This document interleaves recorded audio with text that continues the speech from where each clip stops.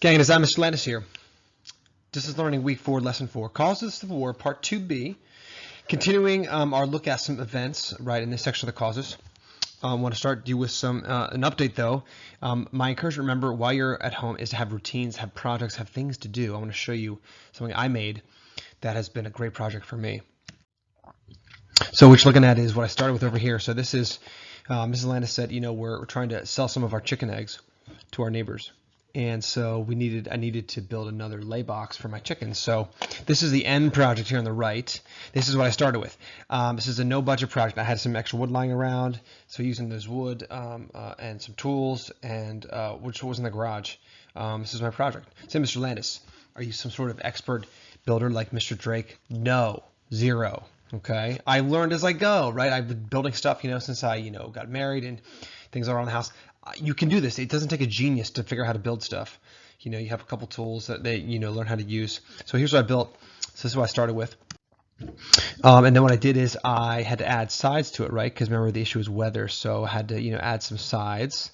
And then what I did is I found this old hinge in my barn, and I took that and I attached it as a door to open up to get the eggs. Right? It's a 2-layer lay box. So there's a piece of board right here. So one chicken can sit up top, one can sit on the bottom. And then I found later on a bathroom door that I actually had taken off that was in my garage, and I took the hinges, as you can see off that, those brass hinges. Right, actually, some of you geniuses might say, Mr. Lance, why don't you make the hinge on the bottom to just pull down? That's a great idea. I may actually switch it. Of course, I had to paint it, because remember, paint is going to keep, it's not pressure treated wood, so paint's going to keep it dry from the rain. So I had to paint everything, and I had some leftover roofing shingles I found in my garage, and so I put that on top. There it is. So there's your chicken 1 can sit right there, and chicken 2 can sit right there on the right hand side. There you go. I am no wood expert. I simply, have learned how to do stuff from trying and failing miserably and epically. So my point is, have a project, have something to do while you're off. You got to figure out a project. Figure it out, build something, do something. Keep having those things. Don't make it a big deal, but you got to have a reason to get up in the morning and put on real pants. Okay? That's my suggestion. Also, something that I'm not with you to share, that I was sharing this time in the war is I love family history, and I looked actually a couple years ago. I found in a family history book some pictures of my great-great-great-grandfather. You're looking at him. Look at that right there. There he is. And look at this. This is incredible. Are you kidding me? That's called genetics, people. All right, look at that hair. Amazing. And this guy's name is Louis Sell, and I found some family records. Look at this of dating in the early 1900s. What was it like? Great question. Let's take a look. From my family records here, here's what dating was like. Look what it says here. At the Sell farm, right, Matilda met Louis. This is how they met. My great-great-grandfather and his wife. The story goes that she had a sore throat. She wrapped her neck with her scarves and sat on the chair with her feet in the oven as she played the accordion. That's because fun wasn't yet invented, right? So that's what they did. Okay, no TV. In walked a young carpenter, Louis B. Godshaw. They later courted and were married. Amazing. Dating in the 1900s. Early, incredible. There it is. This is great. She used to say she was ashamed to date him because of his shabby buggy. His ride was lame, right? What can I say? All right. This is, dating in the early times. It happens back then, happens today. You drive with a lame car in first date. It's an embarrassment. Okay. That's why I got to save your money. Okay, the focus of our discussion today, guys, is our big question. How did violence in Kansas and Congress increase regional tension? You've you're going to read about the violence in Kansas and Congress because of an act we're going to study today. Here's what we're going to see. Pro and anti-slavery forces clashed in Kansas and Congress over the spread of slavery in the West. Foreshadowing, here's the key, the Civil War. Remember that we are marching steadily toward war. We're marching toward that great moment and terrible moment when America's great evil of slavery will finally be dug up, right, and pulled out. Now, it's going to cause a lot of pain, and it's not going to be a wound that's going to heal immediately, but it's going to be dug up. That's the Civil War. It was inevitable, right? I will argue. As our national conscience is realizing that slavery, like I said last time, cannot coexist with freedom, right? Northerners are aware of it. Uncle Tom's Cabin, anger over that, right? The justifications for slavery become more absurd in the South and more eye-opening in the North. We arrive now the issue of expansion. Expansion speeds up the Civil War, because as we get west, the question becomes, but how do we keep equal slave and free in the Senate where the power is? Okay, we're going to see that that is an issue again today as we spread west. Now, we cannot understand the anger over the issue today unless we understand this term slave power. It's going to come up again and again. I want you to make sure you understand it. It is, Americans love conspiracy theories. It's one of our great conspiracy theories, and that is slave power. Here's what it was. It was a belief that a small group of rich Southern slave owners, the planter elites that we talked about, remember who had the political power, were manipulating the national government, so the Senate, right, and the Congress, in order to protect and expand slavery. Now, here's the thing. We have no actual evidence that this existed. Okay, that there was a secret, cabal, secret group of Southerners. Here's the thing, though. Northerners believed it existed. And we talked before that what you believe to be true is often more important than what's actually true because it determines how you act, right? If you believe that I don't like you in my class and you never raise your hand, it may not be true, but it determines how you act. This is true here of slave power. So while it's true that Southerners were trying to advance slavery, right, there wasn't a concerted secret group that was paying people off and manipulating them. But Northerners believed that there was. Even Northern congressmen, even Abraham Lincoln, he believed it. He used it in his speech to sort of, help his election, right, for the Senate race. We'll see right later on. These are the keys, right, of this issue of slave power. You're going to see it today. You're going to see it more and more as we march toward the Civil War. So keep that in mind, slave power. Okay, the issue of the KansasNebraska Act has to do with expansion, has to do with the railroad. Here's what's going on. I'll use my pen here. So Senator Stephen Douglas wants, there's a transcontinental railroad push. Lincoln is a huge proponent of it. Douglas is, right, these guys in Illinois. They know that railroad, the goal is that it's going to cross the entire country, right? Now, in order to cross the country and to get this railroad, right, sanctioned by the government to California, which it eventually will, it's got to go through these territories, and these territories are not yet settled. In fact, they don't exist. So to get the railroad through it, to get congressional funding, the argument by Douglas is we got to turn them into territories to get them settled, and then we can build a railroad through them. So to do that, they come up with the bill that sponsors called the KansasNebraska Act. Now, the problem is, as you're keeping track, well, are these new territories going to be slave or free? It didn't say. Okay, so the haggling works like this.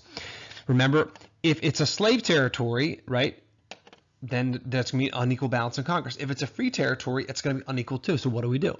Here's the solution Douglas comes up with. He calls it popular sovereignty. What does that mean?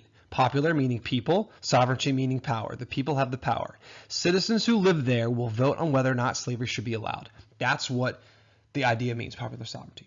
Now, let's think logically though. If it's up to the people who live there, right? I asked this question in the reading. Then what does that mean about who might go move there? Well, if you think about it, if you're a citizen of Iowa, let's say, a free territory, a free state, and you hear that Kansas is going to be determined based upon who lives there, free or right not, right, the people who vote, well, then what's going to happen? Well, you might move into Kansas, right? Same true if you live in Missouri. Missouri is a slave state. If Kansas, if your goal is for slavery to spread west, because let's say you want to move your plantation to new cheap land, you want to bring your slaves, well, you're going to move there with your slaves, you're going to vote for slavery. So what happens is that people begin to flock in, not just from neighboring states, but from all free and slave states. In fact, we'll see John Brown in a second is going to move as far from the east. He's going to move all the way out to fight this religious, this righteous battle of making this a free territory. Okay? So remember, as the national conscience arises that slavery is evil, we have these people that begin to then flock to this territory of Kansas to vote on the issue of slavery. And this is what leads to the term bleeding Kansas, the violence that erupts over the issue of voting for or against slavery. Here's an image here of, some violence at the courthouse. There are several, events of violence that you read about in the reading. One of the famous raid on Lawrence, Kansas, which was the pro-slavery forces against the anti, or the free soilers, as they called themselves, right? They would burn each other's towns and printing presses because they didn't want them to share information about slavery, good or bad. These are actual armed conflicts. These are bands of men with guns, fighting each other, ambushing each other, killing each other, all in the name of slavery. There are fraudulent votes, right? There are people that vote twice. There are they both declare themselves winners. Each camp will say, well, we had the most votes, so therefore slavery is illegal. There is a significant amount of violence. And there's one particular event, the sack on Lawrence, that causes a man named John Brown, who is what's called an abolitionist. He is against slavery, very much so. He believes that God has given him the mission to get rid of slavery. And he's going to sort of strike back in the most famous episode of violence in Kansas, known as the Pottawatomie Creek Massacre. So here's a great example, right, of John Brown's vision for what God has called him to do. Here's what he says. You are guilty, he's talking to you, the slavery proponents, are guilty of a great wrong against God and humanity, and it would be perfectly right for anyone, anyone, think about that, anyone to interfere with you so far as to free those who are willfully and wickedly held in bondage.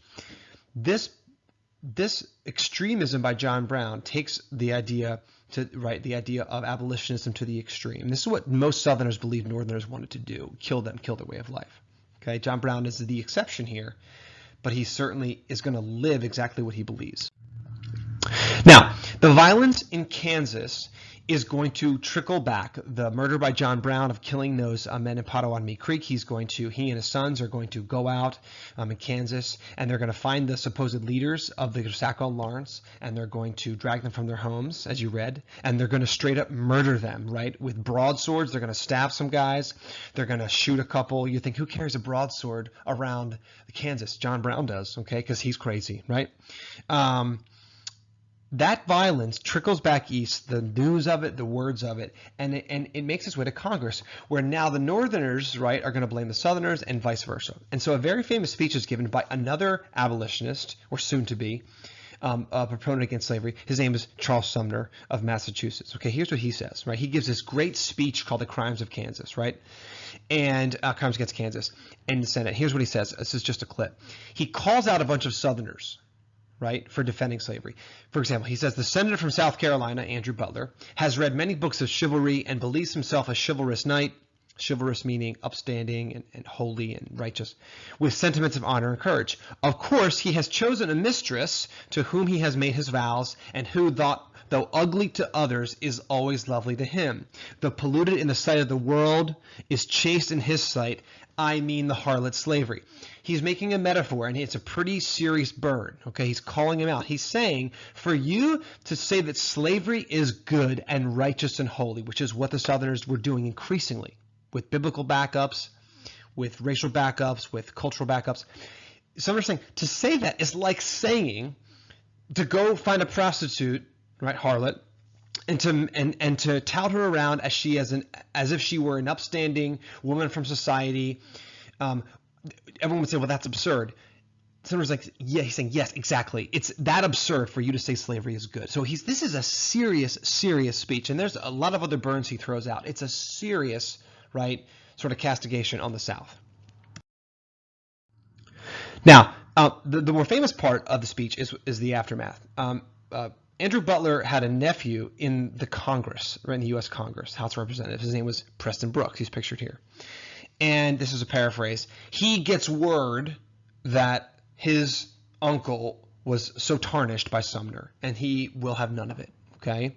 And so in his rage, he commits the great act of violence in the Congress at the time. And there were several, but this is the most famous one by far. And that act is called the caning of Charles Sumner. And what you have here is you've got Sumner right here being beat up, and you've got, right, Preston Brooks right here doing the beating. Okay, and now this cartoon that we're looking at is a Northern cartoon. Look, it says Southern chivalry, argument versus clubs. So it's roasting the Southerners and saying that they're violent and they can't hold up with arguments and they have to resort to violence. And you notice the backgrounds. Many people are cheering. This guy is cheering this on. They're laughing. He's not laughing. You can sort of see the sides. Okay, this violence in Congress is a big deal. Why? Because it foreshadows the nation walking toward the violence to come, the Civil War, right? As slavery expands west, as the question of can freedom and slavery coexist becomes increasingly no, it can't. As the fear in the Senate about power, right, Northerners, if they have more votes, Southerners say, oh, they're going to get rid of slavery. As that happens, and as we jockey for position in Kansas, and as John Brown murders people, and as pro-slavery forces raid Lawrence and destroy the printing press, as this violence escalates and it makes its way back to Congress, guys, it's showcasing the violence to come. That this nation is realizing we cannot have slavery and freedom coexisting. And Lincoln will say this in his speech that we'll look at. One, it must be all free or all slave, right? Because how can you have freedom in one area but slavery in another? Well, then you're not free if we're a union. That's the question. That's the issue that we're seeing. A famous writer and theorist of the day, Ralph Waldo Emerson, is going to say this: I do not see how a barbarous community, South, and a civilized community, North, can constitute one state. Oh, what a great foreshadow. I think we must get rid of slavery, or we must get rid of freedom. This is what Lincoln will echo. What a beautiful sentiment. And he's correct. One of those two things must happen. So, how did violence in Kansas and Congress increase regional tension? As pro and anti-slavery forces clashed in Congress and Kansas, and what we're seeing is, right, the issue of expansion of slavery, of power, they continue and they grow. The Missouri Compromise, right, the tension increases. We didn't solve it. Compromise 1850, we didn't solve it. We're trying to patchwork all these issues as America expands west. This is why westward expansion and the acquisition of Texas, for example, these are all great examples. How America expanded, we had to eventually, it was like it sped up the issue of slavery, right, being confronted. We're going to see that we are increasingly approaching the Civil War because of these issues, okay? Hope you enjoyed this video lesson. You got questions, reach out to me, mdlandis@cbsc.org. Enjoy the module. In the next sessions, we're going to continue our march to the Civil War as we address a couple of big court cases, the rise of Abraham Lincoln, and eventually the famous secession movement by South Carolina, spoiler alert, to leave America, those punks. I'll see you next time.